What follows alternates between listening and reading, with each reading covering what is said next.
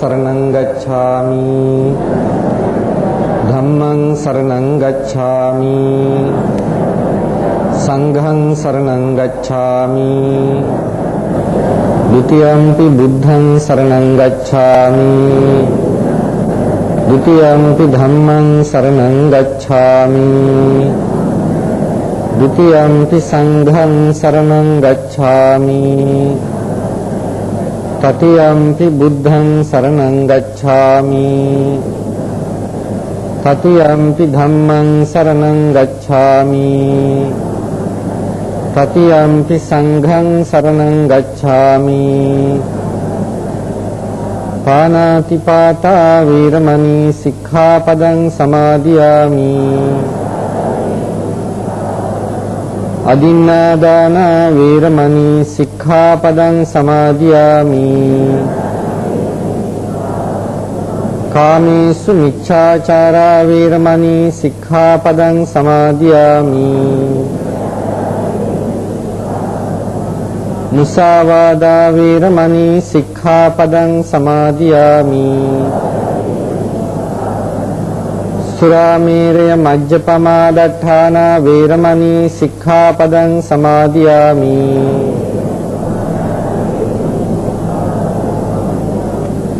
समन्ता चक्रवालेषु अत्रा गच्छन्तु देवता सद्धम्मं मुनिराजस्य सुनन्तु सग्गमोक्षदं धम्मश्रवण कालो अयं भदन्ता धम्मश्रवण कालो अयं भदन्ता धम्मश्रवण कालो अयं भदन्ता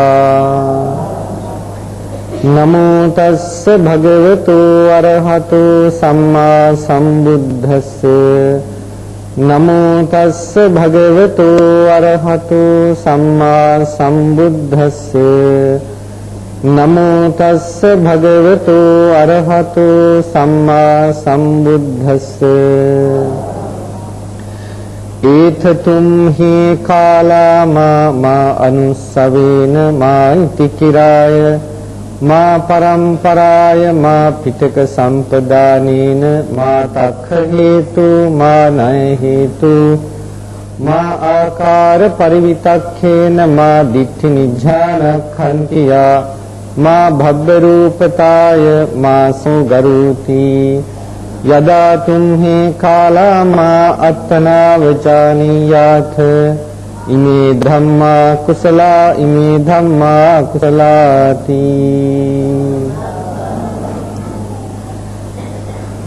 पिनात्नी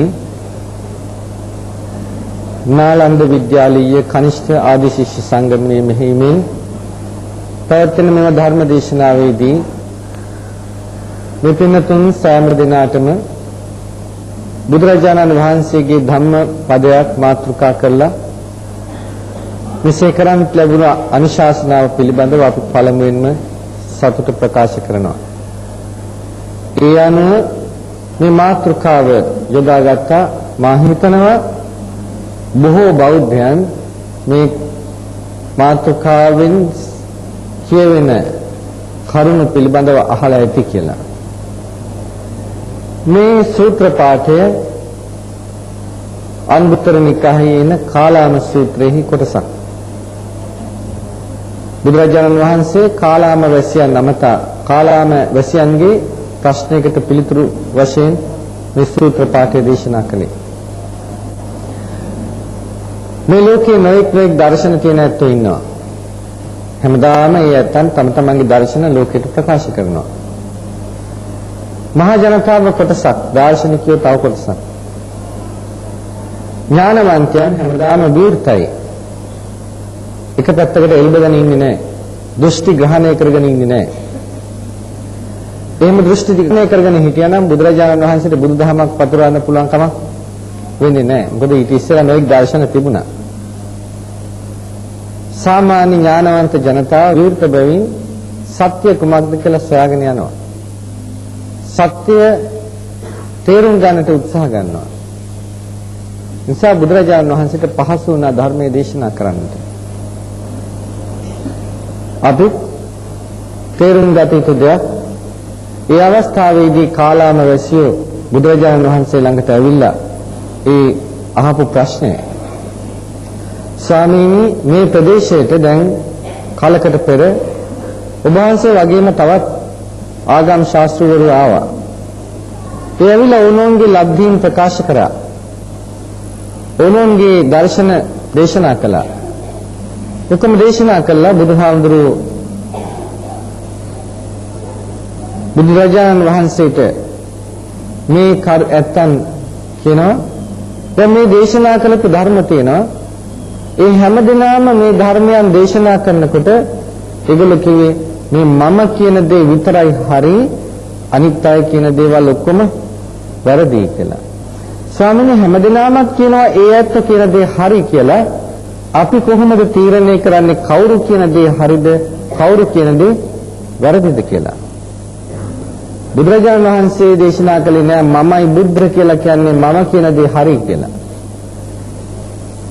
බුදුරජාණන් වහන්සේ තීරණේ ඒ ඇත්තන්ටම බාර දුන්නා. බාර දීලා කිව්වා ඔබලා තීරණය කරන තීරණයන්ට එළඹෙන අවස්ථා 10ක් මම ප්‍රකාශ කරන්නම්. මේ අවස්ථා 10ෙම නිගමනය ලැබෙන්නට එපා, හරි කියා හෝ වැරදි කියා හෝ. මා අනුස්සවේන කණින් කණේන ආරංචි මාත්‍රයෙන් පිළිගන්නට එපා, නිගමනය කරන්නට එපා. මා ඉතිකිරාය සිදුවෙච්ච ආකාරයන් කියන මෙහිමයිලු උනේ කියලා ඒත් නිගමනය කරන්නට එපා. මා පරම්පරාය අර්ථල මුත්තල කිත්තල කිරිකිත්තලගේ කාලේ ඉඳන් කරගෙන එන දේවල් තියෙනවා, චාරිත්‍ර වාරිත්‍ර තියෙනවා, පිළිගත් දේවල් තියෙනවා. ඒ වුණත් අද ඒ ආකාරයෙන්ම නිගමනය කර බැස ගන්න අවශ්‍යතාවයක් නැහැ, එපා කියනවා.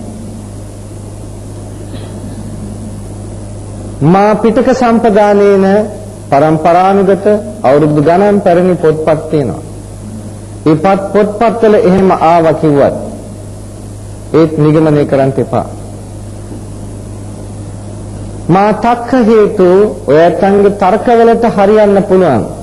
ඒ තර්කය හැම වෙලාවෙම සත්‍ය ප්‍රකාශ කරන්නේ නෑ. ඒකින්ද තර්කානුකූලයි කියලා බාර ගන්නටත් එපා. එහෙම නිගමනය කරන්න එපා.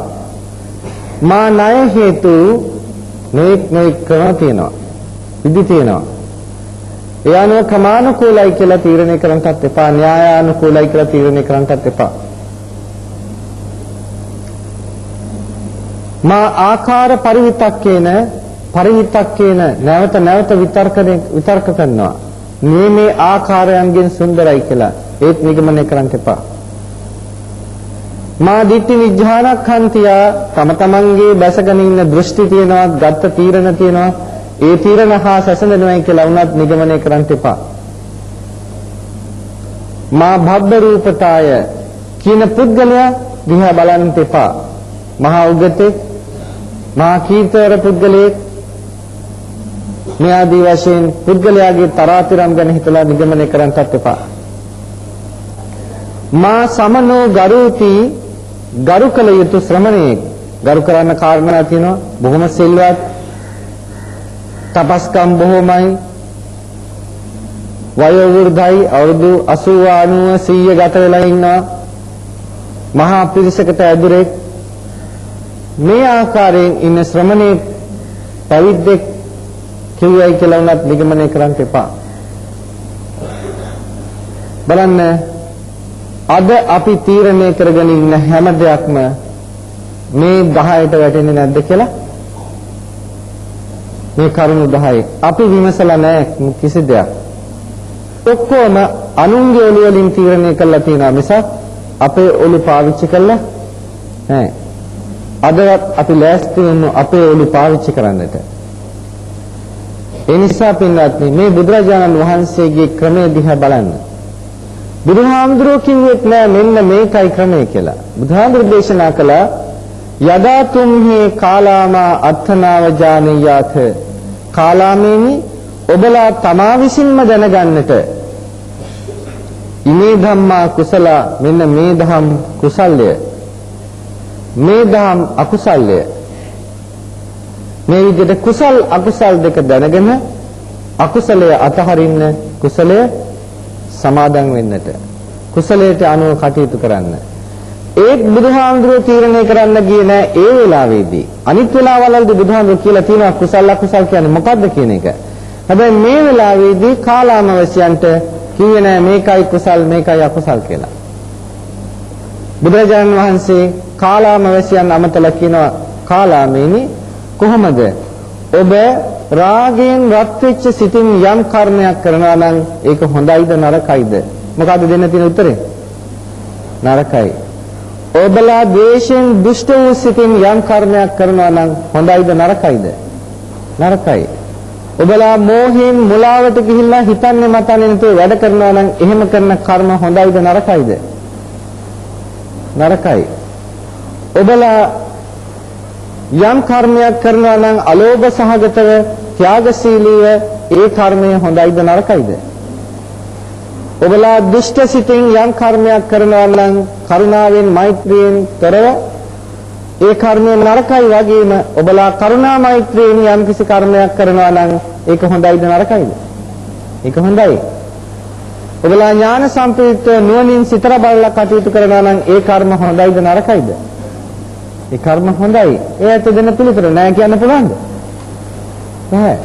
ඒකම අහනවා එහෙනම් ඔබලා රාග ద్వේෂ මෝහයන්ගෙන් යට වෙලා සත්ව ඝාතනය කරනවා නම් ජීවිත විනාශ කරනවා නම් ඒක හොඳයිද නරකයිද? ඔබලා රාග ద్వේෂ මෝහ ආදීන්ගෙන් යට වෙලා නොදින්ගේ ගන්න අනුන්ගේ සම්පත් අහිමි කරනවා නම් ඒක හොඳයිද නරකයිද? මේ ආදී වශයෙන් පහටම අහනවා. මොකක්ද උත්තරේ? තීරණේ බාර දුන්නේ නැද්ද? බුදුහාමුදුර කියලාද මෙහෙම කරන්න කියලා? තීරණේ ලස්සට බාර දීලා තියෙනවා. මොකද මේ අවස්ථාවේ ඒත් ඥානවන්තයි. ඒතන්ට හිතන්න පුළුවන්. ඒ නිසා බුදුරජාණන් වහන්සේ හිතන විදිහට කරුණ කිව්වා. මේ සූත්‍රයට ලෝකයා ගෞරව කරන්නේ මෙන්න මේ කාරණාව නිසායි. ඇයි? හිතන්න සම්පූර්ණ නිදහස දීලා තියෙනවා. කිසිම අගතියකට යන්නේ නැතුව අගතිගාමී නොවි තීරණය කරන්නටයි බුදුරජාණන් වහන්සේ අවසර දී වදාළේ. එන්නත්නි ප්‍රශ්නේ තියෙන්නේ මේකයි. අද ජීවත් වෙන අප කුසල් අසල් කියන්නේ මොකක්ද කියලා තේරුම් ගන්නට හැකියාවක් නැතුව සිටීමයි. ඒකයි ප්‍රශ්නේ. අද අපි කුසලයේ මුවා වෙලා කරන්නේ බොහෝ විටම අකුසල. අකුසල ප්‍රතිපදාවන් අපි අනුගමනය කරනවා. අපි තාම භක්තිමත් සිතින් යම් යම් දේ කරනවා.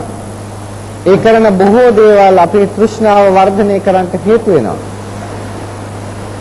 ඒ නිසා දැනගන්නට බුදුරජාණන් වහන්සේ දේශනා කළ යම් කිසි ධර්මයක් අනිත් ඇත්තන් වගේ ඒ ධර්මයේ නිකන් ඔළුවට ආවට දේශනා කළේ නෑ බුදුහාමුදුරුවෝ. ඒ ධර්මයේ බුදුරජාණන් වහන්සේ දේශනා කළේ යම් කිසි දර්ශනයක් පසුබිම් කරගෙනයි. අපි ඒ දර්ශනය දෙසට එන්නට ඕනේ. මොකද්ද මේ දර්ශනය? බුදුහාමුදුරුවෝ දේශනා කරනවා. උපාදෝවා තථාගතානං අනුපාදෝවා තථාගතානං බුදුරු ලෝකේ පහළ වුණත් නැතත් මේ ලෝකේ තිතාවසා ධාතු දරීම් ස්වභාවයක් තියෙනවා. ධම්මටිතතා ඒ දරීම් ස්වභාවයේ පැවැත්මක් තියෙනවා, ස්ථිතියක් තියෙනවා. ධම්ම නියාමතා පාත්‍රන්නා වූ ස්වභාවයක් තියෙනවා. ධර්ම නියාමයක් තියෙනවා. මොකද්ද? අනිච්චා සබ්බේ සංඛාරා සියලු සංස්කාර ධර්මයන් අනිත්‍යයි. සබ්බේ සංඛාරා දුක්ඛා සියලු සංස්කාරයන් දුකයි. සබ්බේ ධම්මා අනාත්තා සියලු ධර්මයෝ අනාත්මයි කියලා. පින්වත්නි නිකම්ම දුකයි කිව්වේ නෑ. ඔළුවේ කැක්කම කන් කැක්කම දුකයි කියන එක නෙමෙයි කිව්වේ බුදුහාඳුරෝ. බුදුහාඳුරෝ දේශනා කළේ සබ්බේ සංඛාරා දුක්ඛා කියලා. ඔළුවේ කැක්කමයි කනේ කැක්කම කියන සංසාරයන්ගේ ඒ සංස්කාරයන්ගේ ස්වභාවයක් ඒක. බුදුහාඳුරෝ දේශනා කළේ සංඛාරා දුක්ඛා. මොනවාද සංස්කාර කියන්නේ?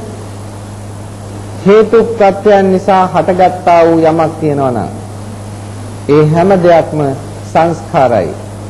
හේතු ප්‍රත්‍යයන් හේතුන් සමුදායක් එකකට වැඩි ගණනක් හේතුන් ඕනෝන්ට ප්‍රත්‍ය වෙනවා. ඒකයි හේතු ප්‍රත්‍යයන් කියලා කිව්වේ. පැහැදිලිද? එකකට වැඩි ගණනක් හේතුන් ඕනෝන්ට ප්‍රත්‍ය වෙමින් යම් දෙයක් ඇති වෙනවා. ඒ ඕනෝන්ට ප්‍රත්‍ය වෙමින් ඇති වෙච්ච හැම සංස්කාරයකම ස්වභාවය කියනවා උපාදෝ පඤ්ඤායති වයෝ පඤ්ඤායති තිතස්ස අඤ්ඤතත්තම් පඤ්ඤායති. ඒ සංස්කාරයන්ගේ ඇතිවීමක් තියෙනවා, ඒ සංස්කාරයන්ගේ නැතිවීමක් තියෙනවා, ඇතිවීමත් නැතිවීමත් අතරේ පැවැත්මක් තියෙනවා. ඒ පැවැත්ම වෙනස් වෙනවා. ඒක තමයි අනිත්‍යයි කියලා කිව්වේ. අර ඇතිවීමයි පැවතීමයි අතරේ තියෙන වෙනස් වීම තමයි අනිත්‍යයි කියලා කිව්වේ. ඒ අනිත්‍ය මේ ගොඩනැගිලි නැද්ද? මොකද මේ ගොඩනැගිල්ල සංස්කාර ධර්මයක්. පින්වත්නි, ඒ සංස්කාර ධර්මයන් අනිත්‍ය බැවින්, අනාත්ම බැවින් ඒකම තමයි දුකයි කිව්වේ. සබ්බේ ධම්මා අනාත්තා කියපේකේ ධම්ම විතරක් නෙමෙයි, සංස්කාරයොත් එක්තරා ධර්ම කොටසක් තමයි. ඒ නිසා සංස්කාරයොත් අනිත්‍යයි, සියලුම ධර්මියොත් අනිත්‍යයි. ඒ නිසා ඔක්කොම දුකයි. ඔක්කොම දුකයි කියනකොට මෙතන හිතන්න එපා මේ ධර්ම කියන ගණයට කියන ඔක්කොම දුකයි කියලා. නෑ, මෙතන අදහස් කරේ ඒ කිසිම දෙයක මමත්වයක් වශයෙන් ගන්න දෙයක් නෑ කියන එකයි. මම ආයනය කරන දෙයක් නෑ. ඒතර සබ්බේ සංඛාරා අනිච්චා යදනිච්ඡන් තන් දුක්ඛං. යමක් අනිත්‍ය නම් අන්න ඒක තමයි දුකයි කියලා කිව්වේ. යමක් අනිත්‍ය නම් ඒක දුකයි. දැන් බලන්න මේ පින්නතුන්ට හොඳ උදාහරණයක් පෙන්නන්න. අපි ගමන් බිමන් යනවා. ගමන් බිමන් යනකොට අපි දකිනවා යම් යම් තැන්වල බුස මැරිලා මලකේවල් දකිනවා නේද? ඒ මලකේවල් දැක්කාම මේ පින්නතුන් දකිනවා ඒ ඇතුලේ මිනිස්සු වැළපෙන හැටි. කෙස් ඇද ගන්න හැටි. පපුවට ගහ ගන්න හැටි. විලාප දෙන හැටි. දකිනවා නේද? දකිනවා. කනගාටුවක් ඇති වෙනවද? ඇති වෙනවා. කනගාටුවක් ඇති වෙනවා. ඒ කනගාටුවක් ඇති වෙච්ච වෙලාවකදී ඔය ඇත්තන්ට හිතෙනවද අනේ මේ ඇත්ත හරියට දුක් වෙනවා, මමත් පිහිටක් වෙන එක සුදුසුයි මේ වෙලාවේදී, මමත් ගිහිල්ලා පොඩ්ඩක් මේ ගමන අතාරදාලා මේ ඇත්තත් එක්කලා එකතු වෙලා පොඩ්ඩක් අඬලා වැළපිලා මේ ඇත්තන්ට සපෝට් එකක් එහෙම දෙන්න ඕනේ කියලා හිතනවද? මොකද කියන්නේ? ඈ? එහෙම හිතනවා නම් ඒක මහා විශාල මෝඩකමක්. ඈ? එහෙම හිතනවා නම් මහා විශාල මෝඩකමක්. ඇයි? ඒත් ඇයි අනිත් පැත්තෙන් සාමාන්‍යයෙන් දුකක් ඇති වෙනවා. දුකක් ඇති වුණාට කවුරුත් ගිහලා අතන වැළපෙන්නේ නැහැ ඒගොල්ලොත් එක්කලා. ඇයි ඒගොල්ලෝ වැළපෙන්නේ? ඇයි? මේ නැති වෙලා තින්නේ ඒගොල්ලන්ගේ කෙනෙක්. මගේ කෙනෙක් නැති වෙච්ච නිසා මට දුක වේදනාව ඇති වෙන්නේ. දැන් ඒ වගේම දැන් හිතන්න සමහරක් අවස්ථාවලදී ඒ සංස්කාර ධර්මයන් එහෙමයි. ඒ බාහිර සංස්කාරයන් මොකක් හරි වුණාට මට ප්‍රශ්නයක් නෑ. මට ප්‍රශ්න තියෙන්නේ මොන සංස්කාරයන් වෙනස් වෙන එකෙන්ද? මට ප්‍රශ්න තියෙන්නේ මගේ සංස්කාර වෙනස් වීමෙන්. මේ රූපය ඇහැ කන නාසය දිව ශරීරය කියන්නේ මේකත් සංස්කාර ගොඩක්. ඇයි මේක සංස්කාරයන් කියන්නේ? මේකත් ඉබේ හටගත්තේ නෑ. එක පැත්තකින් අම්මා අනිත් පැත්තකින් තාත්තා. අම්මයි තාත්තයි දෙන්න හේතු වුණා. හේතු වෙච්චම අම්මයි තාත්තයි දෙන්නගේ එක්තරා ජීව ධාතු කොටසක් මෞකසට ඇතුළු වුණා. ඕනෝන්ට ප්‍රත්‍ය වුණා. ප්‍රත්‍ය වීමෙන් විඥාන ධාතුව කෙල්ප ගැනීම නිසා සත්වයක් වශයෙන් වැඩෙන්න පටන් ගත්තා. දැන් එතන ඉඳන් මොකද වෙන්නේ? සංස්කාරයන්ගේ ස්වභාවය ඇති වෙනවා, පවතිනවා, නැති වෙනවා. ඒ වෙනස් වීම තමයි මේ වැඩෙනවා කියලා කිව්වේ. ඇවිල්ලා අද මේ තත්ත්වයටත් ඇවිල්ලා ඉන්නවා. දැන් මේ තත්ත්වයේ තියෙන මේ ඇහැ සංස්කාර ගොඩක්ද? සංස්කාර ගොඩක්ද? ඔව්. එතකොට මේ මගේ ඇහැ සංස්කාර ගොඩක්. මේ ඇහැ වෙනස් වෙනවට මම කැමතිද? මගේ වෙනස දුකක්ද? මට ඔව් ඇහැ වෙනස් වෙනවට දුකයි. මට ප්‍රශ්නයක් තියෙනද අනිත් අයගේ මොන හරි වුණාට? තියනවද? නැහැ. ඒවත් සංස්කාර ගොඩක්. ඒවත් වෙනස් වෙනවා. ඒකට මට ප්‍රශ්නයක් නැහැ. ඒවා වෙනස් වුණාට මට තියෙන ප්‍රශ්නේ තියෙන්නේ මගේ ඇහැ වෙනස් වුණා නම්. පින්වත්නි, දැන් මේ ඇහැ වෙනස් වීම මට ප්‍රශ්නයක් උනේ ඇයි? මේක මගේ කියලා තෘෂ්ණාවෙන් ග්‍රහණය කළා. මගේ ඇහැට මෙහෙම වෙනවා. ඒකට මම කැමති නෑ. මගේ කියලා ආසන්නයේ ඉන්න කාට හරි වුණා නම් මට ටිකක් දුකයි. ඒත් මොකක් හින්දාද? ඒ ඇත්තන්ම මගේ කියලා ගත්ත හින්දා.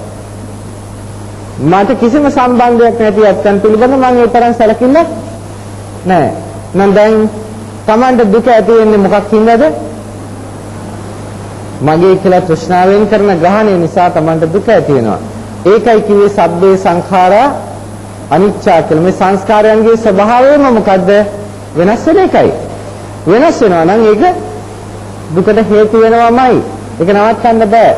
ඔය වෙනස් වීමේ ස්වභාවය ක්‍රිස්තියානි දෙවියන් වහන්සේට නවත්තන්න පුළුවන්ද? ඔය වෙනස් වීමේ ස්වභාවය මුස්ලිම් දෙවියන් වහන්සේට නවත්තන්න පුළුවන්ද? ඔය වෙනස් වීම හින්දු දෙවියන් වහන්සේලාට නවත්තන්න පුළුවන්ද? ඔය වෙනස් වීම බුදුහාමුදුරන් නවත්තන්න පුළුවන්ද? බෑ. කාටවත් නවත්තන්න බෑ. එතකොට ඔය වෙනස් වීම ක්‍රිස්තියානියන්ට අසාධාරණද වෙන්නේ නැද්ද? නැද්ද? වෙනවා. ඔය වෙනස් වීම මුස්ලිම්යන්ට නැද්ද? ඔය වෙනස් වීම හින්දුයන්ට නැද්ද? ඔය වෙනස් වීම බෞද්ධයන්ට නැද්ද? කියනවා. හැමෝටම සාධාරණයි මේ දේ. එහෙනම් අපි කළ යුතු දෙයක් තියෙනවා.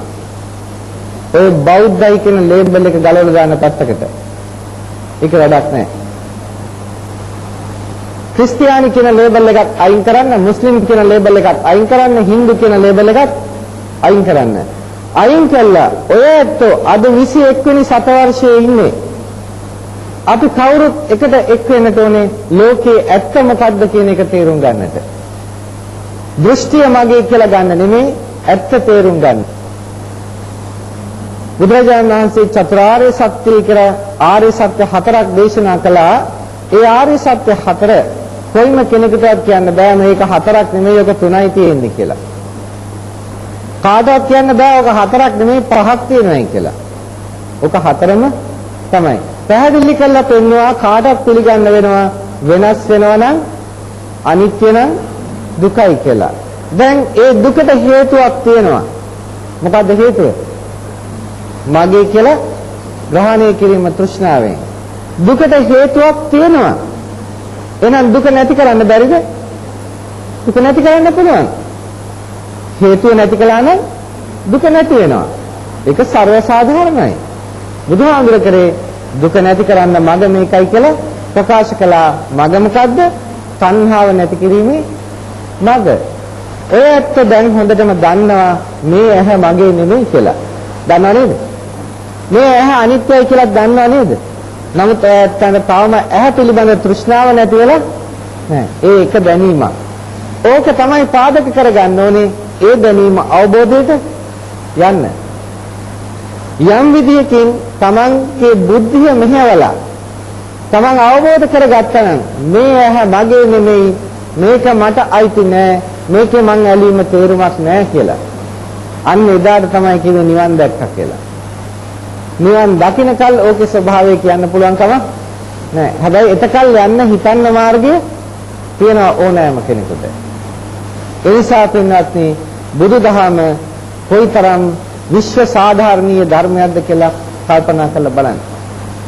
බුදුරජාණන් වහන්සේ දුකින් මිදෙන මඟ කියලා කිව්වේ තණ්හාව දුරු කරන එකයි. තණ්හාව දුරු කිරීම සඳහා තමයි කුසලය බාර ගන්න කියලා කිව්වේ. යම් කිසි ක්‍රියාවක් ඔයත් සිද්ධ කරනවා නම් අකුසල් යටපත් වෙලා, ඒ කියන්නේ තෘෂ්ණාව අඩු වෙන්නට ඒක තමයි කුසල කර්මය කියලා කියන්නේ. යම් කිසි කර්මයක් කරනකොට තෘෂ්ණාව වර්ධනය වෙනවා නම් ඒකට කියනවා මොන කර්මයක් කියලාද? අකුසල කර්ම කියලා. බුදුහාමුදුරේ දේශනා කරනවා යං අලෝභ පකතං කම්මං අලෝභජං අලෝභ සමුදයං තං කම්මං කුසලං. අලෝභ, අදෝස, අමෝහ මුල් කළා යම් කර්ම සිද්ධ වෙනවා නම් ඒ කර්ම කුසල්ය. තං කම්මං සුඛ විපාකං, ඒ කර්මය තමයි සැප විපාක දෙන්නේ. මොන කර්මයේද? කුසල කර්මය. අලෝභ, අද්වේෂ, අමෝහ චේතනා සහගත කර්මයයි කුසල කර්මය කියන්නේ. ඒක තමයි සැප විපාක දෙන්නේ. ඒ නිවන් සුව නෙමෙයි. ඒ කිව්වේ අස්කන් නාසාදී ඉඳුරන් පිනවීමේ සැපය. හැබැයි ඒකම කියනවා සංකම්මං කම්ම නිරෝධාය සංවත්තති. ඒ කර්මය කර්ම නිරෝධය පිණිස හේතු වෙනවා කියලා. කර්ම නිරෝධය කියලා කිව්වේ නිර්වාණයයි. ඒක නිවන් දකින්නත් මොන කර්මයේද? කුසල කර්මය. සැප විඳින්නත් මොන කර්මයේද? කුසල කර්මය. බෞද්ධ පුවත්පතක සඳහන් වෙලා තිබුණා එක මහත්මයෙක් කියලා මේ හැම සැපක්ම ලබන්න බෑ කුසල් වලින්. කුසල් ලබන්න වෙන වෙන ක්‍රමයක් තියෙන මේ සැප ලබන්න වෙන වෙනමක් තියෙනවා කියලා. බුදුහාමුදුරේ දේශනා කරනවා කම්මං සත්‍යේ විභජති යදිදං හීනප්පනීතතාය. ඒ මහත්මයාව පිළිගන්නවද නැත්නම් බුදුහාමුදුරේ පිළිගන්නවද කියලා තේරුම් කරගන්න. බුදුහාමුදුරේ දේශනා කරන්නේ සත්‍යව සැප දුක් ලැබීම වශයෙන් වෙන් කරන්නේ කර්මයයි කියලා. සියල්ල කර්මයෙන් වෙනව නෙමෙයි. ඒ සැප දුක් ලැබීම නම් ස්ථිර වශයෙන්ම කර්මයේ හේතු කොටගෙනයි සිද්ධ වෙන්නේ. හැබැයි වරද්දගෙන තියෙන්නේ මේ ඔක්කොම කර්ම ඉස්සරහාත්මේ වෙයි කියන එකයි. දැන් මේ පුතාලා ඉන්නවා. මේ පුතාලට අම්මලා තාත්තලා මහන්සි වෙනවද උගන්වන්න? මහන්සි නැද්ද? ඔව් හුඟක් මහන්සි වෙනවා. ඉතින් පුතාලා නිතර ටෙලිවිෂන් එක දිහා බලා ඉන්නවා. පුතාලා නිතර ක්‍රිකට් ගහන්නට තමයි මහන්සි වෙන්නේ. අම්මයි තාත්තයි කෑ ගහනවා පුතේ පාඩම් කරන්න කියලා. අම්මා තාත්තා දෙපාරක් කිව්වොත් තරහ යන්නේ නැද්ද? තරහ යන්නේ නැද්ද? මොකද අම්මලා කියන්නේ පුතාලාට දුවත් තරහ යන්නේ නැද්ද? තරහ යනවා. තරහ ගිහලා රවලා බලන්නේ නැද්ද? රවලත් බලනවා. බලන්න මෝඩකමට ගිහිල්ලා පවුත් පුරව ගන්නවා මෙතන. ඕක විතරක් නෙවෙයි වෙන්නේ. අරව කළා පුළුවන් ද ඉගෙන ගන්න? පුළුවන්ද? ටීවී එකේ විභාගේ පාස් කරයිද? ටීවී එක වැරදි විදිහට පාවිච්චි කරනවා නම් ඒක විතර කාලකන්ණි පෙට්ටියක් තවත් නැහැ.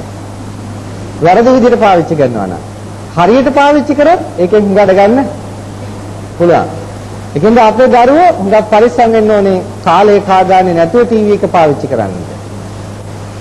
දැන් මොකද වෙන්නේ? බලන්න මේ මෝඩ දරුවෝ ටික මේකට වැටලා ඉඳලා. හැබැයි ඔය අතරේ ඉගෙන හිමින් ඉගෙන ගන්නවා මොන හරි. විභාගات පාස් වෙනවා. ඒ වුණාට සාර්ථකද? නෑ සාර්ථක වෙන්නේ නෑ. ඉතින් ලොකු වෙනකොට ආසාවලුත් ඇති වෙනවා කසාදත් බඳිනවා. කසාද බඳාම ඉතින් දරුවෙක් වැඩි මොනොත් දෙන්නෙක් ඉඳි. ඊට වැඩිය නෑ. ඉතින් නමුත් ඒ වුණත් සපයිද ජීවිතේ? සපයිද? නෑ. ජීවිතේ සප නෑ. ඇයි සප නැත්තේ?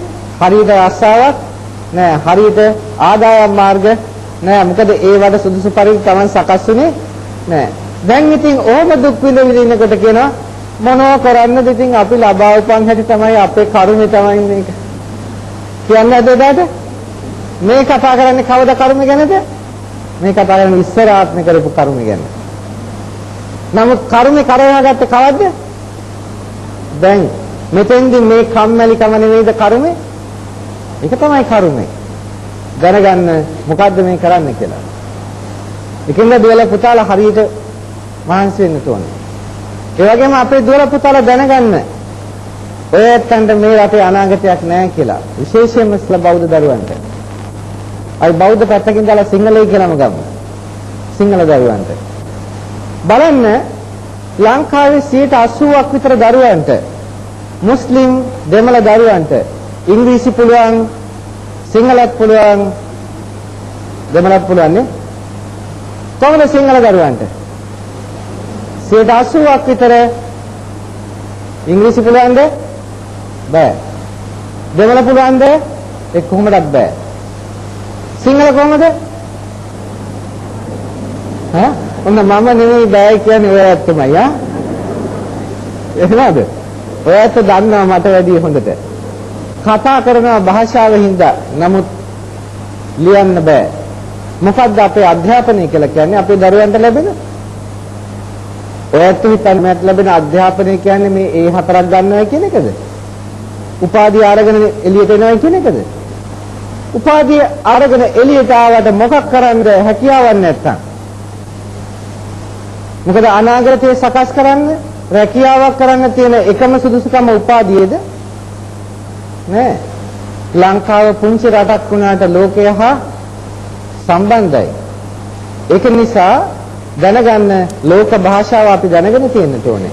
නැත්නම් ලෝකයේත් එක්ක සම්බන්ධ ආයතනවල රැකියාව කරන්න හම්බ වෙන්නේ නෑ. නමුත් දැන් හිතන්න ඒ තැන්වල උසස් රැකියාවල් වලට එන්නේ කවුද කියලා? ඊගාවට. එතකොට ඒගොල්ලෝ ඊර්ෂ්‍යා කරනවද? නෑ පිළිගන්න බෞද්ධයන්ට ඊර්ෂ්‍යා කරන්න හේතුවක් නෑ කාටවත් දිනු වෙනවට. කාගේවත් දිනුව බලලා. අපිට කවදා හරි පස් කාලා මැරෙන්න සිද්ධ වෙනවා. අපේ ඇත්තෝ මේ කරන මහා හානියට මේ විනාශයට. විශේෂයෙන්ම දැනගන්න අද මෙතන මේ ස්ථානයේ දිහා බලනකොට අපේ අඩුව හොඳට පේනවා. හොඳට පේනවා. මේ අම්මලා මේ ඉන්නේ. මේ පිරිස ඔක්කොම. තාත්තලා ඒගොල්ලන්ගේ. තාත්තලා ඒගොල්ලන්ගේ. ඒගොල්ලෝ තමයි බණ අහන්න ඕනේ. ඒගොල්ලෝ තමයි මේ પરම්පරාව විනාශ කරන්න ඇත්තෝ. අම්මලා නෙමෙයි. ඒගොල්ලන්ගේ කාලකන්ණි මත්පැන් බීමත්, කාලකන්ණි සිගරට් බීමත් නිසා තමයි මේ ජාතිය විනාශ වෙලා යන්නේ. වෙන කිසිම කාරණයක් නැහැ. ඒක බුදුහාමුදුරන්ගේ දේශනාවයි. මත්පැන් බොනවා කියනවා නම් සම්පූර්ණයෙන්ම ධන විනාශයේ දොරටු ඔක්කොම විවෘතයි. මත්පැන් බොනවා කියන කෙනාට සම්දිත්තිකා ධනජානි කියලා දේශනා කළා. මේ ආත්ම භාවයේදීම මහා ධනස්කන්ධයක් විනාශ වෙනවා කියලා. පින්වත්නි 70%කටත් වැඩි ලංකාවේ සිංහලයෝ මත්පැන් බොන ඇත්තෝ ඉන්නේ තාත්තලාගෙන්. ඒ කියන්නේ 70%කට වැඩි පවුල් ආර්ථික වශයෙන් ප්‍රපාතයට ඇදගෙන වැටිලා තියෙන්නේ. ඔය ආර්ථික වශයෙන් පෞල් ප්‍රපාතයට ඇදගෙන වැටෙනකොට තාත්තා කෙනෙක් බීගෙන ගෙදරට එනකොට මේ දරුවන් සතුටින් ඉන්නවද? සතුටින් නෑ නේද? දරුවා ගෙදර අසතුටින් ජීවත් වෙනවා කියන්නේ දරුවා මානසික පීඩනයක් යටතේ ජීවත් වෙනවා කියන එකයි. දරුවාගේ ධාරණ ශක්තිය නැති වෙලා යනවා. ඊට පස්සේ ප්‍රමාණයේ ඉක්මවලා යන්න වෙනවා ටියුෂන් වලට. ප්‍රමාණයේ ඉක්මවලා ඊගාවට ළමයට භාෂා ඥානයක් ඉගෙන ගන්න තියෙන කාලයක් ළමයට අහිමි වෙලා යනවා. මේ තාත්තලගේ මේ ප්‍රතිපදාව නිසා රටේ ආර්ථිකය පිරිහෙනවා, සෞඛ්‍ය පිරිහෙනවා, සදාචාරය පිරිහෙනවා, අධ්‍යාපනය පිරිහෙනවා. කවුද පිරිහෙන්නේ? කවුද මේ පිරිහෙන්නේ? සිංහලයේ පිරිහෙන්නේ. පින්වත්නි කියන්නට ඕනේ මේ මම කාටවත් ඊර්ෂ්‍යා කරනවා. සමහර කෙනා මං ජාතිවාදී කියලා. නෑ මගේ ජාතිවාදයක් නෑ. මම හිතන්නේ මම තමයි හරියට කියන්නේ කියලා මේ දේ. හැමෝටම જાතියක් තියෙනවා. එක්කෙනෙකුට විතරක් නෙමෙයි අපිට විතරක් නැතුව නෙමෙයි හැමෝටම જાතියක් තියෙනවා.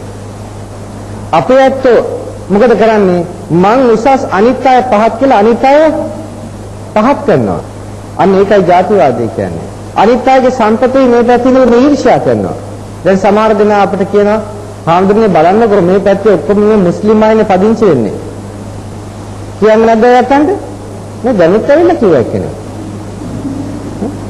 මුස්ලිම් අයත් පදිංචි වෙනවා කියලා. මට දෙන්න තියෙන උත්තරේ නම් ඉතින් මොකෝ? මුස්ලිම් අය පදිංචි වෙච්චාම. ඒ අත මේ රටේ ජනතාවක් නෙමෙයිද? නෙමෙයිද? මේ රටේ ඒ අත දරුවෝ හදන්නේ මේ රටේ නෙමෙයිද? ඒ අතගේ ಜಾති වර්ධනය වලට ඒ අතම මූදට තල්ලු වෙන්නද කියන්නේ? පින්වත්නි ඒ ඇත්තෝ දුම් මත්පැන් පානයන්ගෙන් බොහෝ විට තොරයි, විශේෂයෙන්ම මත්පැන් පානයෙන් තොරයි. මොනවා හරි කළා හම්බ කරනවා. ඒ ඇත්තෝ හම්බ කරන කිසිම සතයක්වත් ඒ ඇත්ත විනාශ කරන්නේ නැහැ. ඒ නිසා ඒ අර ಜಾතිය වර්ධනය කරන ධනෙ තියෙනවා. ඒ ඇත්ත ಜಾතිය වර්ධනය කරනවා. අපේ ඇත්ත ಜಾතිය වනසනවා. අපේ ಜಾතිය අඩු වෙන යනකොට මොකද වෙන්නේ? හැම අතින්ම පිරිනකොට අර ඇත්තන්ට පදිංචි වෙන තැන් හොයාගන්නට සිද්ධ වෙනවා. අපේ ඇත්ත කවුරු පදිංචි වෙනද අපේ? අපේ ජාතිය වන්දනය යනකොට කවුද මේක කරන්නේ? ඒ තාත්තලා. දිනත්නි සිගරට් බොනවා නම් සිගරට් එකක් හරි බොනවා නම් මත්පැන් බොනවා නම් දැනගන්න ඔබ කරන්නේ මුළු ජාතියටම ද්‍රෝහී ක්‍රියාවක් කියලා. ඒ විතරක් නෙමෙයි අද මත්පැන මේ පුංචි දරුවන්වත් ගොදුරු කරගන්න තත්ත්වයට ඇවිල්ලා තියෙනවා. ඔයත් දකින්න නැති හැමතැනම සිංහෙක් ගහලා ඉන්නවා. දකින්නනේ ලස්සන සිංහෙක් නේද? හරි ලස්සන සිංහෙක්. පුංචි ළමයිත් හරි ආසයි සිංහයාට. අර චිත්‍රපටි වලින් එහෙම ඔළුවට වැටලා තියෙනවා. මේ සිංහයාට හරි ආසයි. ඒ සිංහයා තුලින් දෙන්නේ මොකද්ද දැන්? ළමයිගේ ඔළුවට වංශය අහන්නේ. හැබැයි වංශය ඇහුවට වංශය තුලින් දෙන්නේ මොකද්ද? බියර් බෝතලය. පුංචි දරුවාගේ ඔළුවට පොඩි කාලේ ඉඳන්ම දානවා. ඔය සිංහයා ඔයගලගේ දරුවාව ගිල ගන්න බව දැනගන්නට වැඩි කල් යන්නට ඉස්සෙල්ලා. අනිතින්වත් සිංහයාටත් ගිය කල මොකද්ද මේ වෙන්නේ අපේ රටේ? කල්පනා කරන්න. දැන් අපි මේ විදිහට පිරිනවට ගොඩක් තියෙනවා පින්නත් කරුණු කියන්න නමුත් සීමා සහිතයි කාලය. මෙහෙම තියෙද්දි අපේ ඇත්ත දෙයියෝ යදිනවා. මම මේ දෙයියෝ නෑ කියනවා. හරියට කියන හාමුදුරුවෝ දෙයියෝ නෑ කියනවා. මම දෙයියෝ නෑ නෙමෙයි. මං කියන්නේ දෙයියෝ යදීමින් වැඩක් නෑ කියලා. ඒ දැන් අවුරුදු 10 ගණනක් තිස්සේ යද්දා කොහොම මොකද ලැබිලා තියෙන්නේ? කියන්නක ලැබිලා තියෙන දෙයක් තියෙනවා නම් නැත්තන්ට. අන්තිමට පාරේ බහලා යන්නවත් බැරි තත්ත්වයක් තමයි දැන් උදා වෙලා තියෙන්නේ. කාටවත් මේවත් එක්ක වාද කරන්න පුළුවන් කමක් නැහැ. මේක තමයි ඇත්ත. මෙන්න බුදුහාමුදුරුවෝ කියනවා ඔය ඇත්තන්ට මේ ලෝකේ කැමැති කරුණ පහක් තියෙනවා. ආයුෂ, වර්ණ, සැප, යසස, ස්වර්ගය කියලා. ආයුෂය කියන්නේ දිග්ගල් ජීවත් වෙන්නට. වර්ණය කියන්නේ දිග්ගල් ජීවත් වුණත් අපසන්න නොවි ජීවත් වෙන්නට. ඊගාවට සැප කියලා කියන්නේ අස්කන් ආසාදී ඉඳුරන් තුනෙන් ජීවත් වෙන්නට. යසස කියලා කියන්නේ ਸਰවාකාරයෙන් ජීවිතය බබලනවා. සෞභාග්‍ය කොටින්ම කියනවා නම් ඊගාවට ඒ ඔක්කොමත් ලබාගෙන ඉඳලා මැරිලා හොඳ තැනකට යන්න ලැබේවා කියන කාරණය. එතකොට දැන් මොකද වෙන්නේ? මේ ඔක්කොම ගන්න අපි මොකද කරන්නේ? ත්‍යාඥා කරනවා කියලා. බුදුහාමුදුරුවෝ කියනවා ඉමේ සංකෝ ගහපති පංචන්නං ධම්මානං න ආයාචනා හේතුවා පත්තනා හේතුවා පටිලාභං වදාමි. යාඥා හේතුවෙන් ප්‍රාර්ථනා හේතුවෙන් මේව ලබන්න බෑ කියලා කියනවා. පින්වත්නි හුඟක් දෙනෙකුට මේ සූත්‍ර පාඨය බොහොම කඩේට වැදිලා තියෙන බව පේනවා. මේ ළඟදී එක්තරා පත්තරයකින් කියලා තිබුණා මේක සෝමහාඳුර මෙච්චර කිව්වට මේක මේ Hindu පූජකයන්ගෙන් යාඥා කරන්න එපයි කියලා තියෙන්නේ දෙවියන්ගෙන් යාඥා කරන්න එපා කියලා නෙවෙයි කියලා. ඒ කියපු තැන් අපි විමසන්න ඕනේ කියලා. බොහොම හරි. කියපු තැන විමසන්න ඕනේ. කාටද කිව්වේ? අනේ පිළිසිතුමාට. මොඩේකට නෙමෙයි කිව්වේ. කියනවා ඉමේ සංඛෝ ගහපති පංචන්නං ධම්මානං මේ පංච ධර්මයන් න අරහති සුදුසු නෑ. ආර්ය ශාවකෝ බුදුන් සරණ ගිය, දහම් සරණ ගිය, සංඝ සරණ ගිය ශ්‍රාවකෙක් ආයාචිතුම් වා පිහිට ඉල්ලලා යාඥා කරන්න එපා. අභිනන්දිතුම් වා මෙහි අභිනන්දනය කරන්න එපා. පිහිටුම් කියලා කියන්නේ මේකට ආශා කරන්න එපා. ආශා කරන්න එපා. Hindu පූජකයාගෙන් යද්දත් ආශාවමයි, දෙවියන්ගෙන් යද්දත් ආශාවමයි නේද? ආශාව දෙවියන්ගෙන් දෙන එකක් නෙමෙයි, පූජකයා දෙන එකක් නෙමෙයි. ආශාව තමාතුල වර්ධනය කරගන්න එක. එහෙනම් දැනගන්නට මේක කාටත් එකයි. මොකද බුදුහාමුදුරුවෝ සැප විඳින මඟ කියන්නේ ආශාව අඩු කරගන්න කියන එකයි. කාටත් තණ්හාව තියෙනවා. බුදුහාමුදුරුවෝ තණ්හාව වඩන්න කියන්නේ නැහැ. මොකද හේතුව තණ්හාව වැඩි වීම දුකට හේතුයි. තියෙන තණ්හාව පාවිච්චි කරන්න කමක් නැහැ. වඩන්නට එපා. තියෙන තණ්හාව තියාගෙන උත්සාහයෙන් වීර්යයෙන් වැඩ කරන්න. සියලු යසස ලබන්න ඕන නම් කිව්වේ උත්ථානවතෝ සතිමතෝ. උත්සාහවන්තව වැඩ කරන්න, සිහියෙන් වැඩ කරන්නට. සිහියෙන් කියන්නේ තමන් කරන උත්සාහය පිළිබඳව කල යුතු දෑත්, නොකල යුතු දෑත්, කල දෑත්, නොකල දෑත් පිළිබඳව කල්පනාකාරීව කරන්න. සතිමතෝ සුචිකම්මස්ස කපටිකම් වංචාකම් කරන්ට එපා. අනුන්ව මුලා කරලා අනුන්ගේ ධනය සූරා කරන්නට කටයුතු කරන්ට එපා. අනුන්ව රවටන්නට එපා. මේක ක්‍රමවලින් රවටනවා. සුචිකම්මස්ස කියන්නේ පිරිසිදු ක්‍රියාවත් එක්වන්නට. පෝසත් වෙන්න පුළුවන් අපිරිසිදු ක්‍රියාවලිනුත්. නමුත් ඒක බෞද්ධ ප්‍රතිපදාව නෙමෙයි. පින්වත්නි බලන්න ටිකක් කල්පනා කරලා මිනිස්කම අමතක කළා, සම්පත් භාවිතා කළා, සූක්ෂමව ඒවා යොදමින් ලෝක රටවල් ආර්ථිකයෙන් දියුණු වුණා. ජපානය බලන්න, දිනු වුණා. බැලුමක් වගේ තිබුණා. බැලුමක් වගේම ඉතුරුවා. මොකද උනේ කොරියාවට, මොකද උනේ ඉන්දුනීසියාවට? කල්පනා කළා බලන්න ඔය ආදී පිරිහමින් තියෙන රටවල් තවත් තියෙනවා. ඇයි? මිනිස්කම පැත්තකට දාලා යන ගමනේ. බෞද්ධ ආර්ථික ක්‍රමයේ කරන්නේ මිනිස්කමත් රැකගෙන යන ක්‍රමයක්. විග්‍රහ කරන්න කාලයක් නැහැ. පංචශීලය ඇතුළේ මේක ඔක්කොම තියෙනවා. සුචිකම්මස්ස කියන එක මේ ඔක්කොම තියෙනවා. නිසම්මකාරිනෝ යාඥා කර කර ඉඳලා ධනවත් වෙන්නවත් සැප ලබන්නවත් බෑ. ටිකක් හොයලා බලලා විමසින්නේ වැඩ කරන්නට. නිසම්මකාරිනෝ සංයතස්සච ඉන්ද්‍රයන්ගේ පාලනයක් තියාගන්න. ඉන්ද්‍රයන්ගේ පාලනයක් ඇතුව කාටවත් දිනු වෙන්න පුළුවන් කමක් නැහැ. ධම්මජීවිනෝ ඔයයන්ගේ ක්‍රියාකලාපයන් අනුන්ට විපත පිණිස තමන්ට විපත පිණිස පවත්වන්නට සැප විඳින්න ඕන තරම් කමක් නැහැ. කවුරු හරි විඳින සැපය ඔයයන්ට දුකක් පිණිස පවතිනවා නම් ඒ සැපය අනුමතයිද? නැහැ. ඒ නිසා සැප විඳින්න අනුන්ට දුකක් නොවන විදිහට. එතකොට ඒක කැපයි. ඒකට තමයි පංච සුචරිතය තියෙන්නේ. දුස්චරිතයෙන් වැළකීලා සුචරිතය වඩන්න. ධම්මං චරේ සුචරිතං සුචරිතේ හැසිරෙන්න නැත්නම් දුච්චරිතං චරේ දුරාචාරේ හැසිරෙන්න එපා. ධම්මචාරී සුඛංසේති එයා සැපසේ වාසය කරනවා.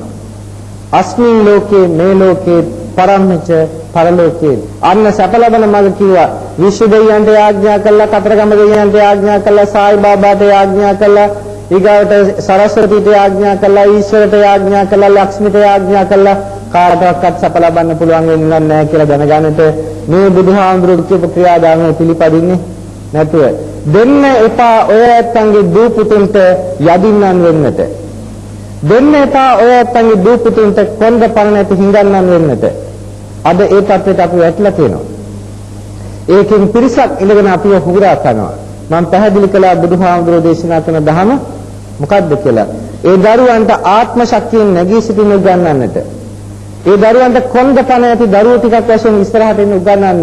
පුතා ඔයාගේ වැඩේ තියෙන්නේ. දුව ඔයාගේ අතේ වැඩේ තියෙන්නේ. ඔයා උත්සාහවන්ත වෙන්නට. ඔයාට ආශිර්වාදයක් ලබන්න පුළුවන්. ආශිර්වාදයක් තමන්ගේ පිරිසිදු චරිතය තුළයි තියෙන්නේ. දෙවියෙකුගේ හරි ආශිර්වාදයක් ලබන්න නම් ඒ පුද්ගලයා මිනිසෙක් වෙන්න ඕනේ. පින්වත්නි, සක්‍ර දේවේන්ද්‍රයෝ වඳිනවලු සිල්වත් මිනිසයාට. එහෙනම් එතනින් මෙහා ඉන්න කවුරු ගැන කතාවක්ද?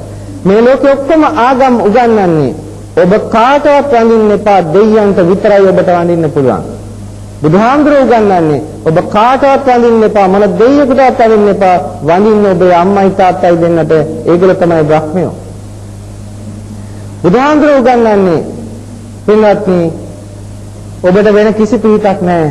අත්තාහි අත්තනෝ නාතෝ ඔබට ඔබේ පිහිටයි. අනිත් අයගෙන් ඔබ සකස් වෙනකොට අනිත් කෙනෙකුගේ ආශිර්වාදයක් ලැබෙවි. ඔබට පිහිටක් වුණා නම් වෙන කවුරුත් නැහැ. ඔබේ අම්මයි තාත්තයි විතරයි පිහිට වෙලා තියෙන්නේ. බලන්න ඒ ඇත්ත දිහා. අම්මා තාත්තා ගැන බලන්නේ සමහරකට නම් සායි බාබාගේ උපන්දිනේට. එහි සමහරකට අවුරුදු 5 කතරගම දුවනවා.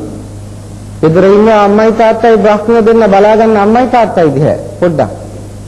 ඒ අම්මා තාත්තට දෙන්නට උපස්ථාන කරන්න ගිහිල්ලා විනාති සිල්වත් අම්මෙකුට තාත්තෙකුට සිල්වත් දරුවෙක් උපස්ථාන කරනවා නම් ඒ දරුවාට මේ ආත්ම භාවයේදීම එහි ආනිසංස ලැබෙනවා. ඒකයි කිව්වේ ආහු නෙය්‍යාච පුත්තානං කියලා. අම්මගේ තාත්තගේ ගුණ වර්ණනට ගිහිල්ලා මේ තත්ත්වයේ බුදුරජාණන් වහන්සේ දේශනා කළේ. අපි මේ කොහෙද යන්නේ? පින්වත්නි, මෙන්න මේ ටික මම විනාඩියකින් කියලා මේ ධර්ම දේශනාව අවසන් කරනවා. අපි දෙවියෝ යදිනවා. අපේ දෙවියෝ සක්‍ර දේවේන්ද්‍රයෝ. අපේ දෙවියෝ සතරවරන් දෙවියෝ. ඔය කවුරුවක්වත් ඒ ඇත්තන්ට පුද පූජා තියනවද? තියනවද? නෑ. එහෙනම් ඔය ඇත්තන්ට වැරදිලා තියෙන බව පේනව නේද කොහේ හරි? හින්දු දේවාලයට ගියත් ලංකාවේ, හින්දු දේවාලයට ගියත් ඉන්දියාවේ, ලංකාවේ අපි ගියොත් එහෙම ලංකාවේ දේවාලයට පන්සලේ මේ තුනේම ඉන්න එකම විෂ්ණු දෙවියෝයි. මොන විෂ්ණු දෙවියද? කෝවිල් දෙවියෝ පන්සල් ආවද, පන්සලේ දෙවියෝ කෝවිල් ගියාද? ඔයත් තීරණය කරගන්න. විශ්ව බලන්න මේ ලෝකේ තියෙන බුද්ධ ආගම එක දර්ශනයක්. හින්දු ආගම තව ආගමක්. මුස්ලිම් ආගම තව ආගමක්. ක්‍රිස්තියානි ආගම තව ආගමක්. අපි කෑ ගහනවා ලොකුවට මෙන්න ක්‍රිස්තියානි වෙනවා කියලා. කෑ ගහනවා ලොකුවට මෙන්න මුස්ලිම් වෙනවා කියලා. ඇයි කෑ ගහන්නේ නැත්නම් මෙන්න හින්දු වෙනවා කියලා? ඇයි බෞද්ධයෝ කෑ ගහන්නේ නැති හින්දු වෙනවා කියලා. මම තව ප්‍රශ්නයක් අහනවා. අපේ උගතුන් පොත්පත් ලියනවා ලෝකෙට. පොත්පත් ලියනවා ලෝකෙට බෞද්ධ ලෝකයට ඉංග්‍රීසියෙන් පොත් ලියනවා. උගතුන්ට ලියන්නේ. ඇයි ඔය මේ අපි ලංකාවේ හොඳ බෞද්ධයෝ ඉන්නේ? ඔය පොත්පත්වල ඇයි ලියන්නේ නැත්තේ? මේ බුද්ධ ආගමට මෙහෙම දේව සංකල්පයකුත් තියෙනවා. මෙහෙම ඇදීමකින් ඔයයන්ට ශාන්තියක් කරගන්නත් පුළුවන් කියලා. ඇයි මේ පොත්පත්වල ලියන්නේ නැත්තේ? තියනවාද එක පොතක? ඉංග්‍රීසියෙන් ලියන එක පොතකත් විෂ්ණු දෙවියෝ ගැන ලියලා තියනවාද? කතරගම දෙවියෝ ලියලා තියනවාද? ලක්ෂ්මී ගැන ලියලා තියනවාද? යදින මොන දෙවියෙක් හරි ගැන ලියලා තියනවාද? ඇයි ලියන්නේ නැත්තේ? අපි දන්නවා බුද්ධ ආගමට එකඟ නැහැ කියලා. අපි දන්නවා ලෝකයට ඒක දුන්නොත් අපි සමච්චලයට ලක් වෙනවා කියලා. අද අපි කරන්නේ මේවෙන් බඩ වඩා ගැනීමක් අරන්ට වෙන එකක් නෙමෙයි. අන්තිමට වෙන්නේ අපේ බුද්ධ ආගම මුළු ලංකා පොළොවේම අතු ගෑවිලා යනවා කියන එකයි. අදත් බෞද්ධ නාමයෙන් සිටියට බලන්න පන්සිල් රකින්නත් කී දෙනෙක් ඉන්නවද කියලා. මම දන්නවා මෙතන අත උස්සන්න කිව්වොත් එහෙම මං හිතන්නේ 5%ක්වත් හොයාගන්න පුළුවන් කියලා පන්සිල් රකින්න අය. කියනවාද අපේ රට බුද්ධ ආගමයි කියලා? ලෝකයේ මත්පැන් දීලා ඉහළම ආදායම් ලබපු රට ඉහළම ප්‍රතිශතයක් වශයෙන් මත්පැන් බොන රට කොහෙද? ලංකාව. කියනවාද ලංකාව බෞද්ධ රටක් කියලා? බෞද්ධ රටක මෙහෙම ලෝකයේ මත්පැනින් කොහොමද බෞද්ධ රටක් මේ වාර්තා තියන්නේ? මේක බෞද්ධ රටක්ද? ඒකද අදත් බෞද්ධයෝ නෑ අපේ රටේ කියලා දැනගන්නට. බෞද්ධයා කියන්නේ ලේබල් ගහපු ගත්තේ කෙනෙක් නෙමෙයි. බෞද්ධයා කියලා කියන්නේ මේ ආර්ය අෂ්ටාංගික මාර්ගයේ ක්‍රියාත්මක කරන කෙනෙක්. පින්වත්නි දැන් මේ කාරණා විවසිල්ලෙන් හිතන්න මම මේ විශාල දේශනයක් බොහොම කෙටි කළා මේ කිව්වේ. ඒක නිසා පැය 3ක දේශනයක් මම මේ ඊටාම කෙටි කළා කිව්වේ. කින්ද පොඩ්ඩක් මේක තව විග්‍රහ කළා යැත්තෝ තීරණය කරගන්න. තීරණය කරගෙන අද අපි යම් කිසි මිත්‍යා ප්‍රතිපදාවක ඉන්නවා නම් වහාම ඔය මිත්‍යා ප්‍රතිපදාවෙන් අයින් වෙලා හොඳට දුෂ්චරිතයෙන් ඈත් වෙච්ච චරිතය වඩන පිරිසක් වෙන්න ලෑස්ති වෙන්න කර්මඵලයේ කෙරෙහි තමන්ගේ විශ්වාසය තියන්න අර කියපු දස ආකාරයෙන් දෘෂ්ටි වලට එල්ලෙන්න ලෑස්ති වෙන්න එපා. කුසල අකුසල දෙක ගැන හිතලා ඒ අනුව තීරණය කරන්න. අගුණ දුර්වලකම් දුරු කරගන්න, ගුණ ධර්ම වඩා සිටවා ගන්නට හැම දිනකටම තෙරුවන් සරණින් සියලු යහපත සැලසේවා, ශාන්තියම වේවා කියලා ප්‍රාර්ථනා කරනවා. එත්තාවතා සම්හිහි සම්බදං පුඤ්ඤ සම්පදං සබ්බේ දේවා අනුමෝදන්තු සබ්බ සම්පත්ති සිද්ධියා. ඥාතිං පින්දුනි ධම්මේ ඥාතිනං හෝතු සුඛිතා හොන්තු ඥාතියෝ ධම්මේ ඥාතිනං හෝතු සුඛිතා හොන්තු ඥාතියෝ ධම්මේ ඥාතිනං හෝතු සුඛිතා හොන්තු ඥාතියෝ. සර්වාකාරයෙන් දස්කරගත්තා වූ සකල දුක්ඛ සත්‍ය අපසාර දිනාතුන් දෙලෝ යහපත පිණිස වේවා. උතුම් නිර්වාණ ස්ථිතිය පිණිස මේ කුසල හේතු වේවා කියලා සාදු කියලා ප්‍රාර්ථනා